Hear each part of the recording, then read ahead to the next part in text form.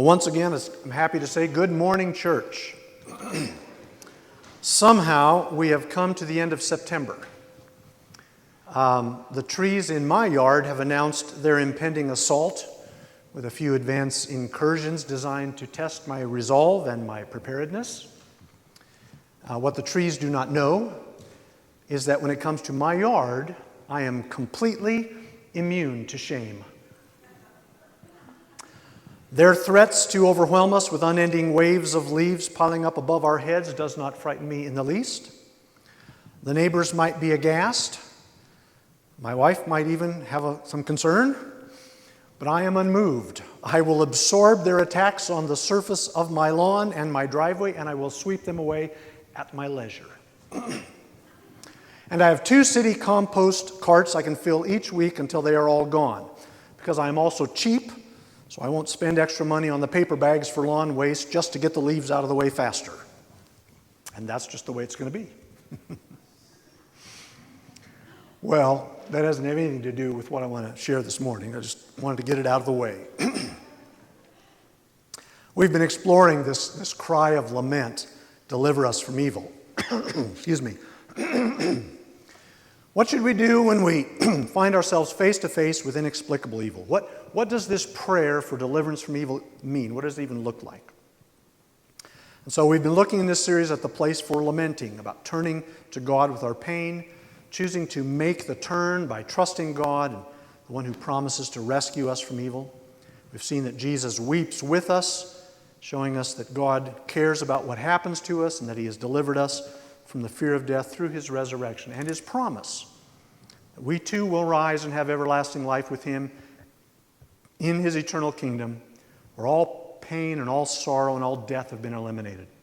We've also looked at the problem of temptation. Our prayer for deliverance from evil often means asking for God's help in conquering our own evil desires. The Holy Spirit teaches us how to recognize and refuse the enticing lies that can capture us in destructive habits and lifestyles. And then we learn how to walk down different paths that lead to spiritual health and spiritual freedom. But if you've experienced temptation, which is to say, if you're alive, then you know that fighting against your natural inclinations and against those siren songs that are so widely broadcast and embedded in our culture, against the demonic suggestions that Satan whispers into your ears, you know it's not just a metaphor. It's a very real battle. And whether we're talking about fighting physical addictions, alcohol or drugs or pain meds or nicotine, or behavioral addictions to pornography or gambling or gaming or social media, or they're talking about persistent sinful patterns, gossip, lying, lust, sexual immorality, stubbornness, gluttony, racism, despising other people, self-pity. The list of possibilities is quite long. Excuse me. Well, those battles are very real and they can be very difficult. They are also very personal. What I mean is that the war against these forms of evil is not just an academic exercise. It's not just a discussion about ideas and hypothetical possibilities. It is a war that engages us at the personal level. And the intensity of the fight is directly proportional to the extent to which I'm aware of and am personally invested in the outcome.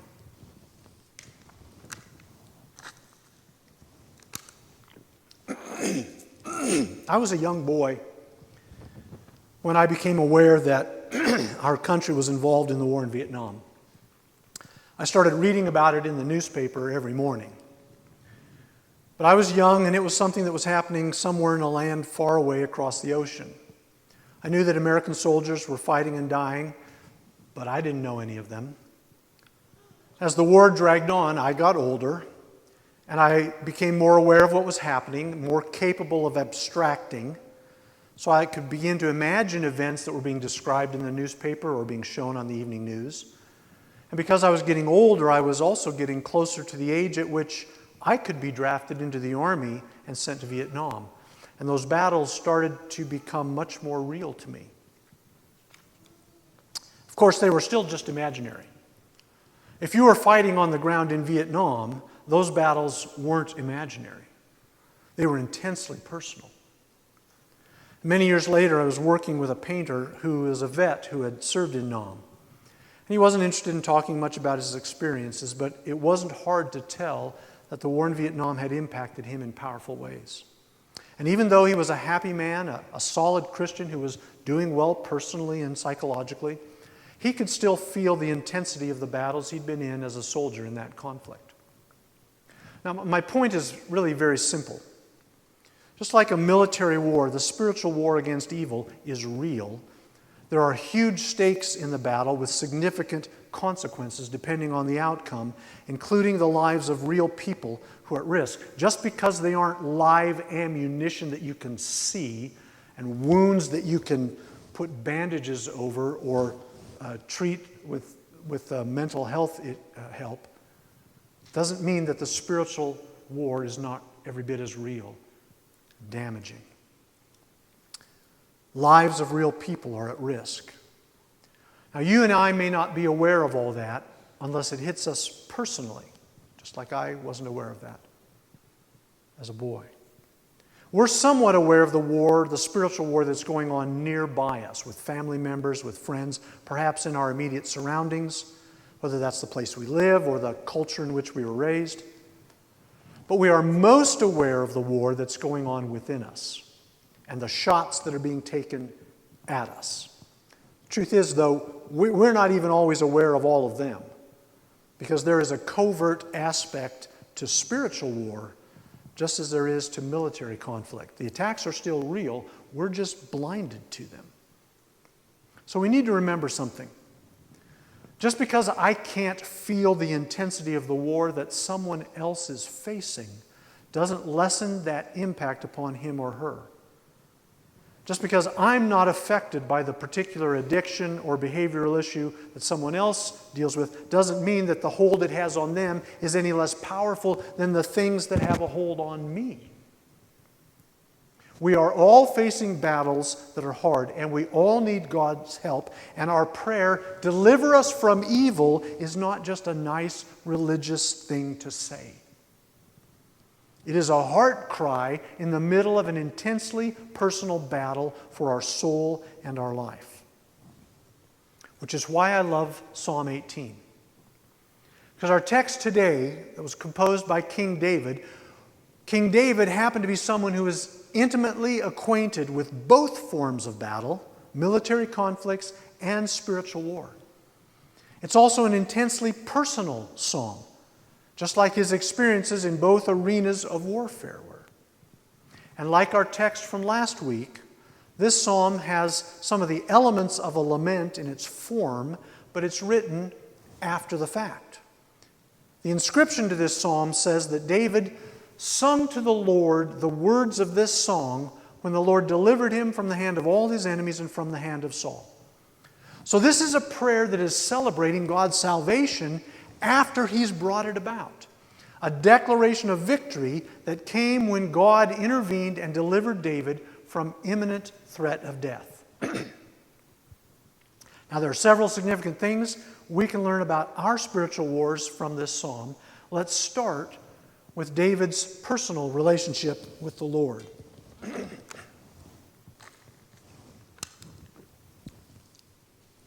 He opens the psalm with a very sincere and deeply personal explosion of emotion. I love you, Lord, my strength. God isn't an idea for David. It wasn't some indescribable mystical essence. Lord isn't simply a word that David uses to talk about a higher power that he can't explain or a feeling that he gets when something goes well for him. God is someone he knows. He calls him Lord because he understands that God, whom he knows, is his master, his sovereign. He's the king of Israel, but David is the king of Israel, but God is the true sovereign of the nation and his true sovereign. the Lord God to whom he is personally bound in a covenant that requires his obedience and the total surrender of his life. But David also understands something else about this sovereign God. He's not just a God to be feared and obeyed. He is a God who can be loved, because he has shown his love to David and invited him to respond in kind. Now, I might be going over ground that's been pretty thoroughly worked right here, but I don't think it's possible to overstate the importance of this truth for Christian faith. And that's true whether we're talking about the faith of the church as a whole or the faith of any one of us who claims to be a follower of Jesus Christ. Religion is not evil or bad. That is, it's not necessarily or inherently evil. Religion is simply the organized expression of faith in human society. Christianity is a religion in that sense. And First Christian Church is an expression of the Christian religion. It's an organized, most of the time, organized expression of faith in human society. But religion can either be dead and empty because the faith that it expresses has no connection to the true, the living God, or religion can be alive and filled with power because the faith that it expresses comes from being in a right relationship to God, the source of life and power and meaning, which only comes through Jesus Christ. David's faith wasn't simply a matter of religious upbringing or of adherence to the prescribed ordinances of the Mosaic Law. His faith wasn't built upon remembering to offer the proper sacrifices. Oh, I got to remember to obey the moral codes in the law. Oh, and I have to keep the rituals and affirm the beliefs that define Yahwism, that is, the faith of Israel, the worship of Yahweh. That wasn't what his faith was. David's faith was born out of his encounters with God, beginning with his time as a young boy in his father's home. And his faith was nurtured in the fields where he watched the sheep and learned to hear the voice of God and to respond to what the Spirit of God was whispering to him about God also being a shepherd. And his faith was sharpened like a spear point in the wilderness as he learned to depend upon God to defend him from the king whom he had faithfully served, who was now trying to kill him. And David's faith was built on this personal relationship with the Almighty. He was personally connected to the living God, to Yahweh, the God of Israel, who spoke to him and who listened when he replied. Notice how David piles up these descriptive words about God in the opening of his prayer. He's celebrating his deliverance from evil, and specifically the evil of being attacked by his enemies. And so when David thinks about escaping from that evil, he begins with all the ways he can think of to say that God has been his defender through every attack. It wasn't luck that allowed David to escape from his enemies. It wasn't David's cunning knack for eluding Saul's army or his brilliance as a military strategist in defeating the Philistines. David says, it was God. It was God who is my rock, my fortress, the one who protected me with strength against foes who were too mighty for me. David was absolutely dependent upon God to defend him. He stood on it. He put his weight on that rock. He needed an impregnable fortress, and he trusted God to be that fortress for him. There was no safer place to be. That's still true for you and me today. COVID or no COVID, there's no safer place to be than standing on the rock of Christ.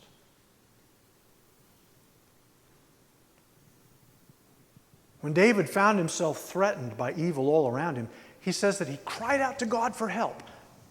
Now let's be honest, that's not unusual. Lots of people, even people who don't actually believe that God exists, will cry out for God's help when they find themselves in desperate situations.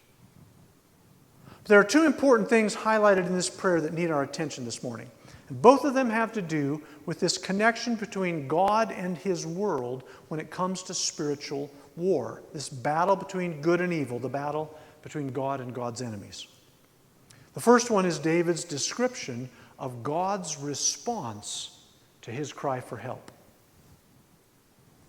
Now, whenever I read this section of Psalm 18, something inside me starts resonating. It's like a sympathetic vibration on a stringed instrument, and I can feel the adrenaline start pumping in my wherever it pumps from.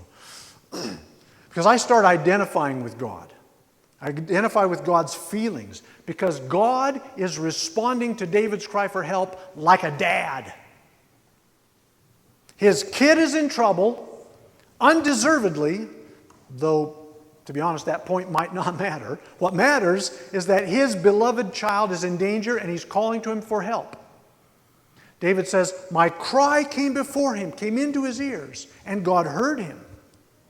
And then God got angry. God got riled up, and God came to the defense of his son. Listen to what he says. The earth trembled and quaked. The foundations of the mountains shook. They trembled because he was angry. Smoke rose from his nostrils. Consuming fire came from his mouth. Burning coals blazed out of it. He parted the heavens and came down. Dark clouds were under his feet. He mounted the cherubim and flew. He soared on the wings of the wind. He made darkness his covering, his canopy around him, the dark rain clouds of the sky. Out of the brightness of his presence, clouds advanced with hailstones and bolts of lightning. The Lord thundered from heaven. The voice of the Most High resounded. He shot his arrows and scattered the enemy with great bolts of lightning. He routed them. The voice of the Lord resounded. I'm coming, David! God's response is immediate. It's powerful, and he is furious. He's not furious with David. He's furious with those who dared to threaten his son. He leaps up from his heavenly throne, grabs his weapons, bends all creation to his own ends, and sets out to rescue David and to destroy those who are seeking David's downfall. Have you ever had someone do that for you? Your own dad, maybe, or someone who stepped into those shoes for a moment? I can remember one sort of like that moment in my own childhood when my mom thought I could be in trouble and came looking for me. I wasn't actually in danger. I had gotten distracted and I wasn't home when I was supposed to be home. And so then I was in trouble, but not from anyone else. But I very distinctly remember times when my children were being harassed. My children were in danger. And the protector dad in me rose up with fierce anger. And I'm just being honest. I wasn't as righteous in my anger as God was, but I did understand a little how he felt when he saw David in trouble. Do you ever think of God in this way? Do you realize how he feels about you? When you're in danger, he's not ignoring you. He's coming for you. Now, the language of this portion of the psalm is pretty intense. David employs powerful imagery to describe God's intervention. Now, since this is poetry, it's entirely possible that David he's merely using this imagery as a figurative way of saying that God's deliverance was as powerful as a storm that rises suddenly and sweeps across the land, with breathtaking displays of lightning bursting across the sky and striking the ground with terrifying power, and, the crash of thunder, the violent torrents of rain. He could just be using that as a descriptor. And if that's what he's doing, it's a very powerful image of God's deliverance. It's something we can understand and something that we can possibly imagine. But I don't think that's exactly what David's doing here. Now, it's very clear that he's using figurative language throughout this prayer, and he's doing so to increase the dramatic impact upon the reader. And there are places in this psalm where his use of the imagery is simply metaphorical. For instance, in verse 16, David says, "He reached down from on high and took hold of me. He drew me up out of deep waters." So David is picturing his situation like that of a drowning man whom God's rescuing by pulling him out of deep waters. But when David was in the wilderness, fleeing from his enemies, he was a very long way from any large bodies of water. So he wasn't describing his situation literally. He was using a metaphor to show how he felt about the situation. But in the verses I read just a minute ago, it's not only possible, I think it's quite likely that David is describing God's deliverance in the language and the imagery of a sudden storm, because on one very memorable occasion, God's deliverance came about through a powerful storm that God brought upon his enemies. To everyone around, it may have seemed simply like a fortuitous coincidence. But David saw God's hand in it all, because he knew the God who was the Lord of nature. And he knew that when it came to matters of spiritual warfare, with battling with evil, God was quite capable of performing supernatural miracles to accomplish his purposes.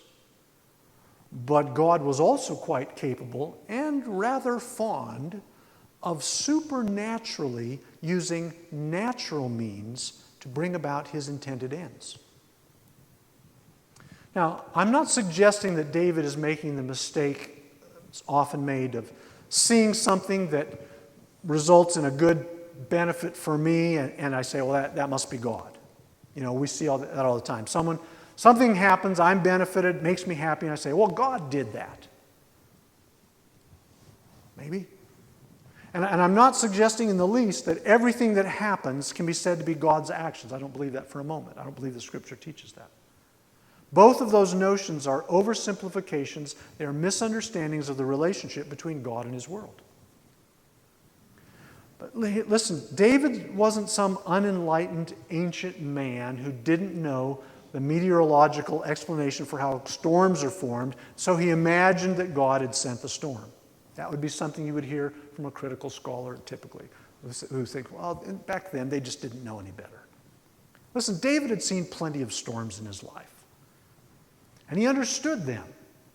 You know, he didn't understand them the same way we did with our super Doppler whatever computer tools that analyze the wind currents and track the high pressure systems and the cold fronts and put before a green screen, all of that.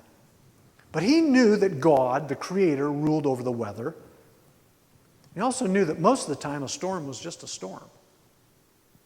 But this one time, because God was someone he knew personally, he recognized God's saving deliverance in the coming of a storm. He saw in these natural events of a sudden thunderstorm the miracle of God's answer to his prayer.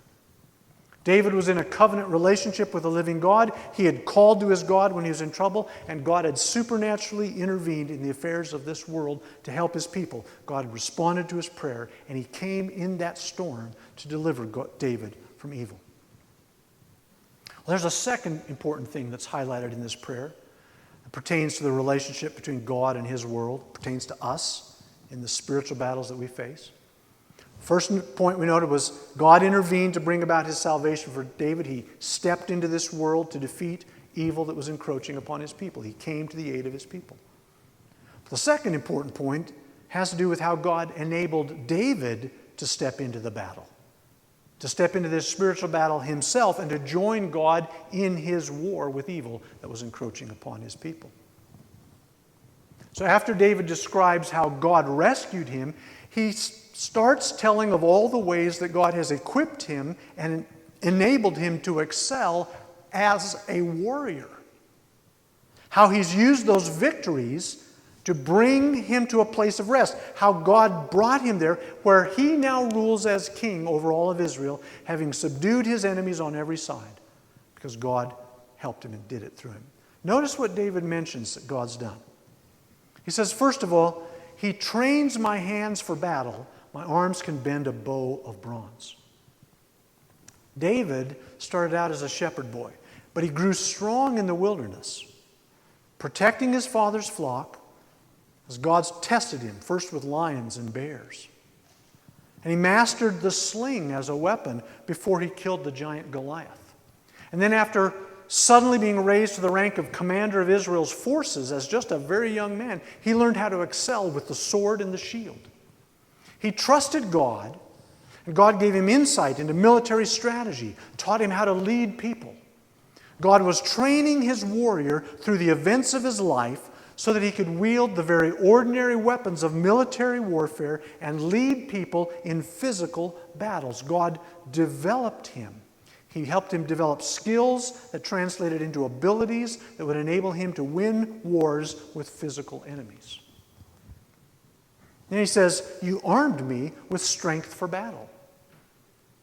David's very clear about the source of his strength. The physical strength that he needed, the mental strength, the personal strength. Twice he says that God equipped him with the strength he needed for battle, and a couple of other times he describes how it worked out. Not only did God prepare him for war by training him for battle, he built up his strength through that training process so that when he did end up in battle, he was able to succeed. God specifically gave David the kinds of strength that were needed to succeed in battle. He needed balance and agility. He needed hand-eye coordination. He needed mental and physical stamina, dexterity, acuteness of perception, strength of will. And as a result, David was able to do phenomenal feats on the field of battle. He pictures himself being able to run as sure-footed as a deer on a mountain and to be able to leap over a wall to attack a full complement of enemy warriors because God gave him the strength. And all of those abilities, the ones that he came by naturally and those that he had developed over time, all of them, David says, came from God. And it was God who made them effective for the battles he faced. Let me ask you something. Have you noticed that God is very specific about the abilities he's given you? Have you noticed that he strengthens you in ways that other people around you may be weak?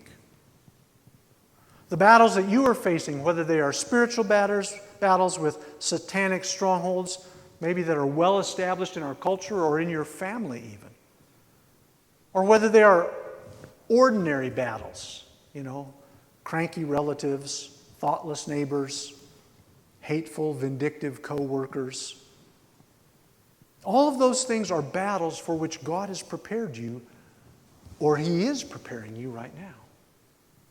Those battles require specific kinds of strength that he is developing in you. Perhaps the way to win your battle requires steady determination to demonstrate faithfulness under pressure. Perhaps it requires the strength to stand up to unfair or unreasonable demands while showing courtesy and respect. Perhaps your battle requires the marriage of unrelenting kindness and unceasing prayer. Whatever your battle requires, just know this: God has already put within you the capabilities you need, the kinds and types of strength that you will require to win that battle, or he's working on developing that in you right now so that you can have success later. Notice David says the third, he says, "Your right hand sustains me. Your help has made me great. You provide a broad path for my feet so that my ankles do not give way." Personal strength is not the only thing needed to win battles. There's a famous saying, "An army marches on its stomach." Meaning what? Meaning that an army without a cook staff won't succeed. If the supply lines aren't sustained, the warriors on the front lines won't win the battles. The finest fighting forces in history would never be remembered for what they accomplished if it wasn't for the runners and the launderers and the cooks and all the myriad of supporting help that sustained those armies in the wars they fought. Everyone needs help. David needed God's personal help. He needed that, and God supplied it. But David also needed help in the form of other people. He needed additional warriors to fight with him. He needed leaders who could help to train the new warriors, who could oversee the troops in battle, leaders who could help to formulate strategies, who could assess the readiness of the army, who could help keep the morale up. He needed young men not quite ready to fight yet, who could haul weapons, who could cut firewood, who could sharpen swords and spears, and who could serve as lookouts. He needed women who could cook and tend to the wounded and help care for the children of the army. He needed the support of a community who believed that God had called him and anointed him to be their leader for the times when his own faith was faltering, when he was unsure of what to do. He needed friends who would protect him when he was vulnerable and who would correct him when he went astray. Your right hand sustains me. Your help has made me great. It was the help that made David great. The right hand, the right hand is the hand of blessing in biblical language. David knew that God had blessed him because he blessed him with people who came alongside to be God's help for him in his time of need. When he went into battle, he wasn't going in alone. And that broad place that David speaks about, well, that's a way of saying that God had positioned David for success. He'd put him in a place where he had room to grow, room to maneuver, even room to take a misstep to be able to fail without losing everything. And so David's confidence grew as he realized God had not only equipped him and prepared him, he had placed him in the very best possible situation. Now, when I was a young dad, I really wanted my kids to love baseball. I wanted them to learn how to play the game. And so I taught them how to throw a ball. I taught them how to catch it, all the normal backyard stuff. In fact, one of the joys in my life was hearing from my son-in-law when he thanked me for teaching my daughter how to throw a baseball. And that meant a lot to me. It really did. And there was another of my favorite joys was seeing the look on the face of the guy on the other team when she threw him out from third base in co-ed church softball. And he was like, yeah, that's my girl. Yep. Anyway, somehow I learned that if they wanted to love baseball, they're also going to need to learn how to hit the ball, which was my particular weakness growing up. I wanted them to succeed. Well, if you want your 3-year-old to learn to hit a baseball, you don't start out by chucking a fastball under his chin from 20 feet away, right? You start by giving them a really big plastic bat, and you show them how to stand, you show them how to swing, and then you do the really critical thing. You watch them swing, And wherever they're swinging, you have to very carefully toss the ball so it hits wherever they're swinging. Okay? And then you cheer for them as they run the wrong way and forget to drop the bat. Right? Good job, yeah. The point is this. If you want them to be successful, to be positioned for success, you eliminate as many of the possibilities for failure as you can. You put them in a wide place, a broad place. And that's what God did for David. He positioned him for success. Part of that came through his training. Part of it came from letting Saul descend into madness, so that the rest of Israel saw the foolishness of their king and welcomed David when they finally got the chance to do so. And part of God's positioning of David involved bringing him the people who could serve him faithfully in the areas he was going to need to administrate the kingdom. And David recognized that all of the help he received in the form of people and provision and timing and opportunities, it wasn't just good fortune. God was at work. Well, there's one more crucial piece in David's prayer. And that's this, number 4. I pursued my enemies and overtook them. I did not turn back till they were destroyed. You see, David engaged in the fight. In fact, he initiated the battle. Instead of waiting to be attacked, he took the fight to the enemy. God had trained him for battle, had trained him to be a warrior, and equipped him with skills and ability.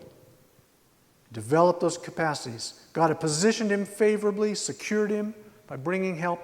But all of that would go to waste unless David did the only thing that God could not do. And that was for David to step out and take hold of God's power and engage in the fight. He was a warrior king. He was king over an actual earthly kingdom.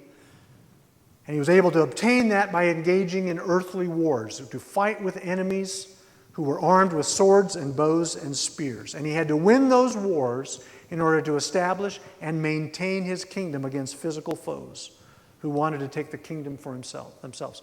But he had to fight those wars because those wars were a necessary part of defeating evil in this world. Physical wars, in this sense, are necessary because the spiritual war between God and Satan spills over into the physical realm of this world in human history. Evil has taken root in the heart and lives of people.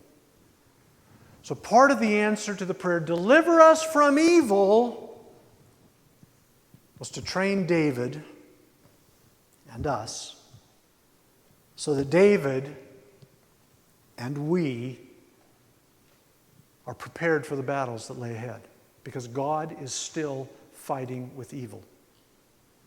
The ultimate outcome's not in doubt. God's not hoping that maybe he'll be able to defeat the devil. No, the victory over Satan's already been won on the cross. But the battle that still has to be won is the battle for you and me, the battle for our heart.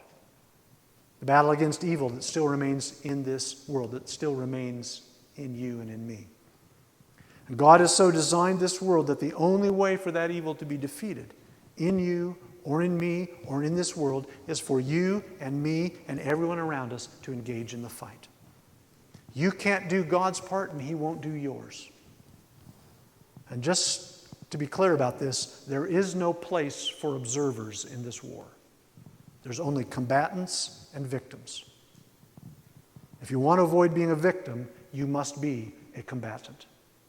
You must engage in the fight. Prepare for the battle. Call out to God for help. Go through the training. Go through the equipping he provides. Be knit together with the others he calls alongside to help in his army, and engage in the fight.